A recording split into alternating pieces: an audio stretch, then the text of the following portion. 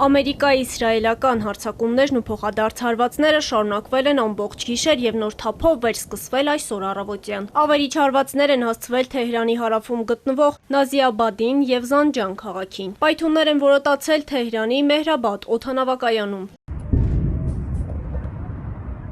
Իսրայելի զինված ուժերը հարվածներ են հասցրել Իրանի ենթակառուցվածքներին Թեհրանում, Սաքեզում և Սպահանում։ Հարվածի հետևանքով զոհվել է 10-ից ավելի մարդ, վնասվել է 80 բնակելի շենք։ Հրապարակված կադրերում երևում է, թե ինչպես են բնակիչները հերթ կանգնել վիրավորներին արյուն տալու համար։ Կեսօրին ամերիկա-իսրայելական հրթիռներն ու անօդաչուները հասել են իրանական Քիշ կղզում, թիրախում է եղել նաև կղզու օդանավակայանը։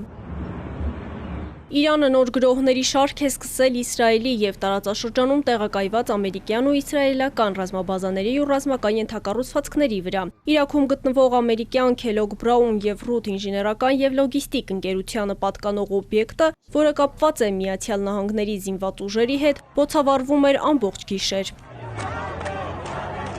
Իրանը նախազգուշացրել է իրաքյան Քրդստանի ղեկավարությանը Իրանի հետ սահմանի երկայնքով թշնամական ուժեր տեղակայելու ցանկացած գործողություն կամ համագործակցություն կարժանանա Իրանի Իսլամական Հանրապետության զինված ուժերի վճռական պատասխանին։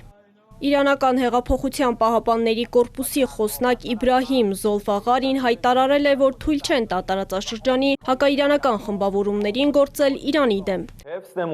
Եթե տարածաշրջանի անջատողական խմբավորումները գործողություններ ձեռնարկեն Իրանի տարածքային ամբողջականության դեմ, ապա մենք կջախջախենք նրանց։ Իրանի նախագահ Մասուդ Փեզեշքյանը այսօր հայտարարել է, որ Իրանի ժամանակավոր կառավարող խորհուրդը որոշում է կայացրել այլևս չհարվածել տարածաշրջանի երկրներին, եթե նրանց տարածքներից հարձակումներ չլինեն։ Կոչ եմ անում տարածաշրջանի երկրներին և հարևաններին խաղալիք չդառնալ ԱՄՆ-ի և Իսրայելի ձեռքում և տարաձայնությունները լուծել համատեղ։ Ներողություն եմ խնդրում հարևան երկրներից, որոնք հարձակման են ենթարկվել։ Թեհրանը մտադիր չէ հարվածել հարևան երկրներին։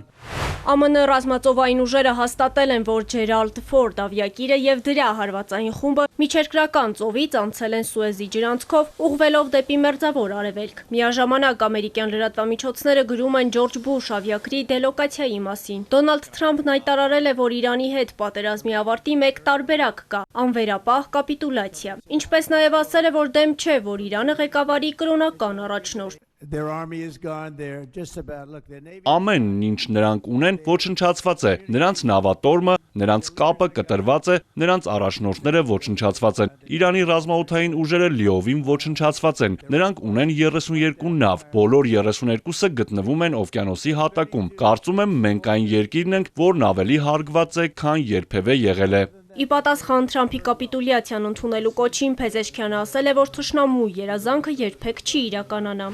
Նախօրեին ամերիկա-իսրայելական տանդեմի թիրախում է հայտնվել թվով երկրորդ դպրոցը։ Մինաբի աղջիկների դպրոցին հարվածելուց հետո, որտեղ զոհվեցին ավելի քան 180 մարդ, գրեթե բոլոր երեխաները, այս անգամ ԱՄՆ-ին պատկանող Ալ-Զաֆրա ավիաբազայից հարված է հասցվել Իրանի Ղազվին քաղաքում տղաների դպրոցին։ Նախնական տվյալներով զոհվել է 1 երեխա։ Իրանում արդեն զոհվել է առնվազն 1332 խաղաղ բնակիչ, ներառյալ կանայք և երեխաներ, կան հազարավոր վիրավորներ։ Փոխադարձ հարվածները ամբողջ օրը շարունակվել են։ Իսրայելը հայտարարել է, որ կիրառելու են նոր անսպասելի զինատեսակներ։ Չի բացառվում, որ առաջիկայում լինի նաև ցամաքային հարձակում։ Իրանը սակայն պատրաստ է և սպասում է ամերիկա-իսրայելական զորքերին, հայտարարել է Իրանի արտգործնախարարը։ Մարինե Դվոյան, Էպիկենտրոնի համար։